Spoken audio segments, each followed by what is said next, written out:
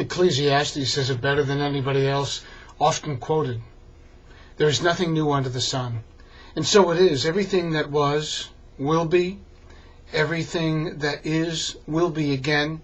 There's a precedent for everything, every word, every idea, every construct, every sentiment that is ever uttered.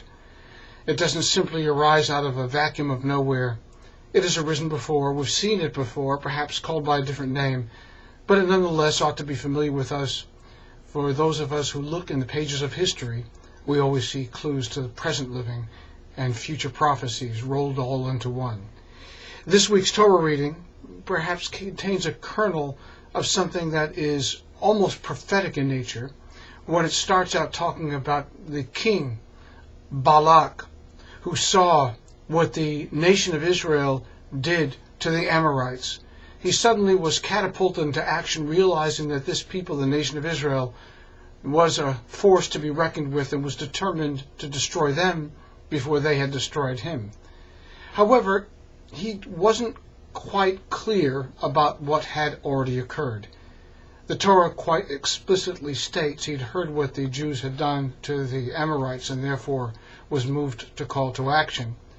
But what he was faulted for doing, and will forever be faulted in doing, is not understanding that there was a precedent for the Jews attacking the Amorites because the Jews had already been decimated and attacked by them already. Isn't it the same thing that goes on with Israel almost on a weekly basis?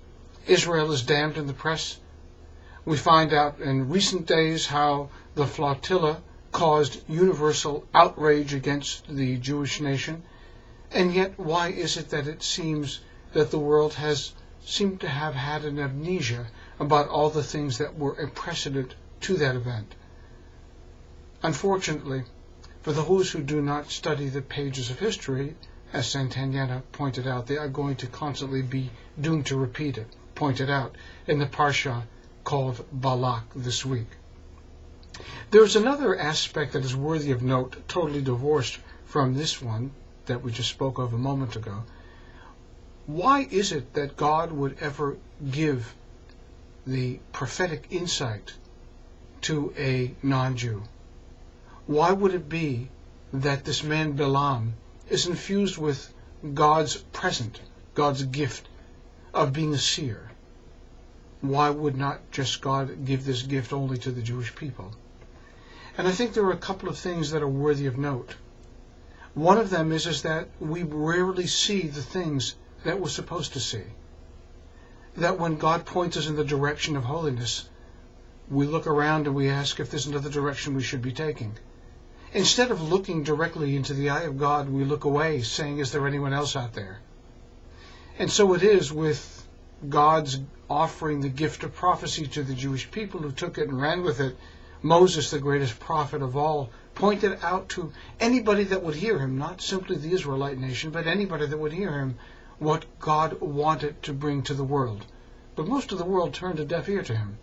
Most of the people, again, said, well, let's look if there's somewhere else that we can gain the same insights without having to listen to the Ten Commandments or without having to be responsible to observe the 613 commandments in Torah. And so they looked elsewhere. Well, God gave them that gift.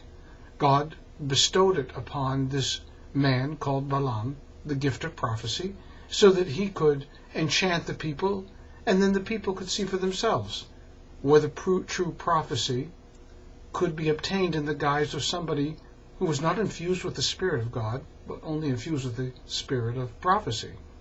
And those, many people, like the king Balak, bought the lie.